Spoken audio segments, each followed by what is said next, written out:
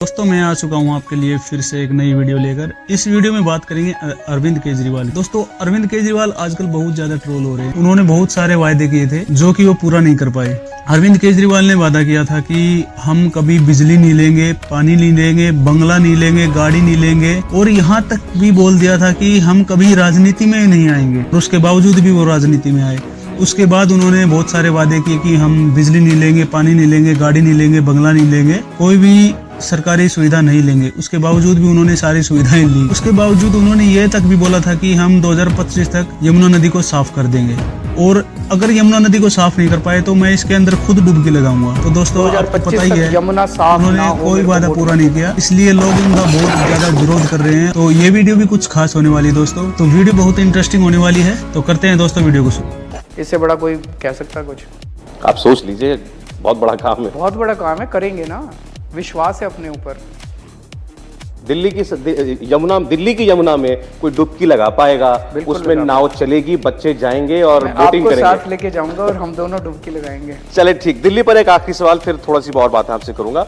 एक कंट्रोवर्सी दिल्ली में ये चली, आपने जो ये नई आबकारी नीति जो आप लाए, ये दिल्ली में जगह जगह शराब की दुकानें खुल गई, और उसमें लोग ये कह रहे हैं कि ये कहीं रेजिडेंशियल इलाके में खुल गई, कहीं स्कूल के नजदीक खुल गई हैं, तो और वहां जगह प्रोटेस्ट भी हुए।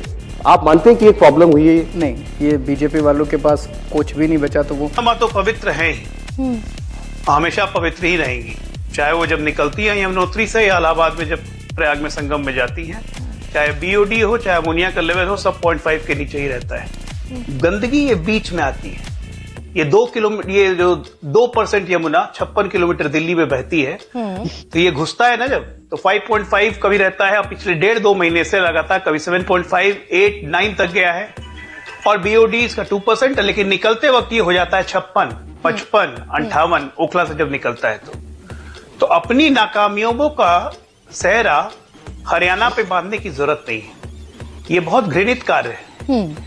ये आजाद भारत के इतिहास में कभी नहीं हुआ। ये संघीय व्यवस्था पे सीधे चोट है। कहीं से लाऊं पैसे कहीं से लाऊं? मैं ये रोना नहीं रहूंगा कि केंद्र हमको पैसे नहीं देता, ये हमको पैसे नहीं देता। तो एक मौका हमें देखो हम इसको ठीक कर देंगे, कूड़े के पहाड़ भी हटाएंगे और दिल्ली को साफ करेंगे। साफ नीयत से, बहुत नीयत साफ होनी चाहिए।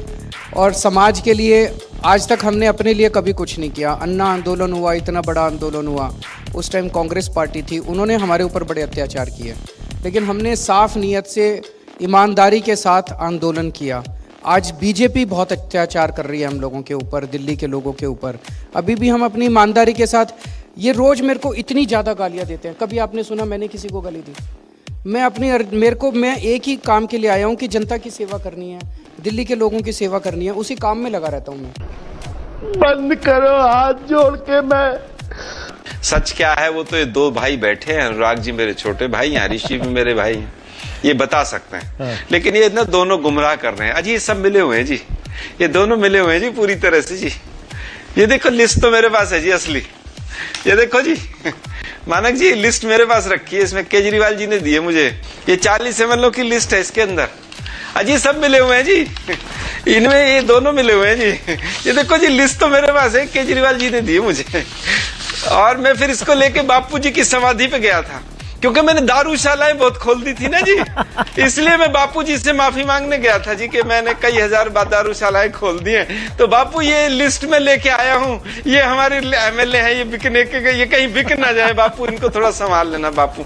मैंने आपकी फोटो तो हटा दी बापू पीछे से, मैंने आपकी फोटो हटा दी, वो RSS तो नहीं हटा पाई थी, लेकिन मैंने हटा दी बापू, बड़ी गलती हो गई बापू। मुझे ये समझ नहीं आता कि जो लोग ये कस्में और वादे खाकर आए थे कि जब हम सरकार में आएंगे ना तो हम कोई बड़ा घर लेंगे, ना हम कोई बड़ी गाड़ियां लेंगे, और ना ही हम कोई सिक्योरिटी लेंगे, आज वो मारे मारे फिर रहे हैं कि हमें ऑलरेडी दिल्ली पुलिस से सिक्योरिटी मिली हुई है, लेकिन पंजाब पुलिस की सिक्योरिटी भी हमको चाहिए।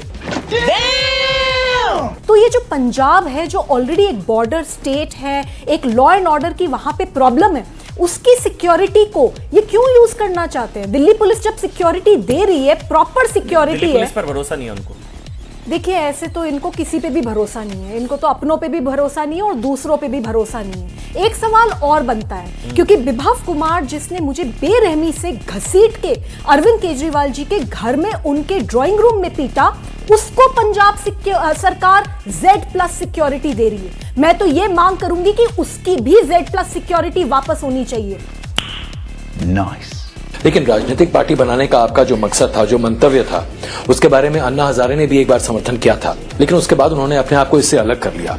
जो तमाम लोग आपके साथ जुड़े रहे वो आज आरोप आप पर लगा रहे हैं कि आपकी महत्वाकांक्षा, आपकी तानाशाही, आपके अड़ियल रवैये और कहीं ना कहीं अपने आप को सरकार के पैरेलल खड़ा करने की एक मुहिम इस पूरे आंदोलन को ले डूबी। इन तमाम शब्दों का इस्तेमाल किया गया है, चाहे स्वामी अग्निवेश की बात करें, खुद अन्ना हजारे की बात करें या फिर आपके अन्य पूर्व सहयोगियों की बात करें।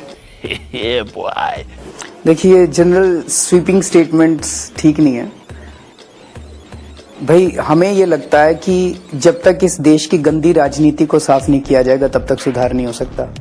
हमें ये लगता है, ईमानदारी के साथ लगता है। अगर किसी और को कुछ और लगता है तो वो और कुछ करे। जब मैं इनकम टैक्स की नौकरी में आया था, इनकम टैक्स कमिश्नर की नौकरी में आया था, अन्ना जी का ये कहना अपने आप में अरविंद काफी मायने रखता है। मैं अपनी बात तो कह दूं जी, अन्ना जी अगर ये कह रहे हैं तो अन्ना जी गलत कह रहे हैं। आपकी भावनाएं एक तरफ, तो क्या आप ये मानते हैं कि जो जन आंदोलन शुरू हुआ था, उस जन आंदोलन का आखिरी पड़ाव एक राजनीतिक दल था? और अगर ऐसा था तो आपके और अन्ना हजारे के बीच में ये मतभेद क्यों? आपके स्वामी अग्निवेश के बीच में मतभेद क्यों? आपके स्वामी अग्निवेश के बीच में मतभेद क्यों? अरे सर जी, दोगले की औलाद, ये कौन सी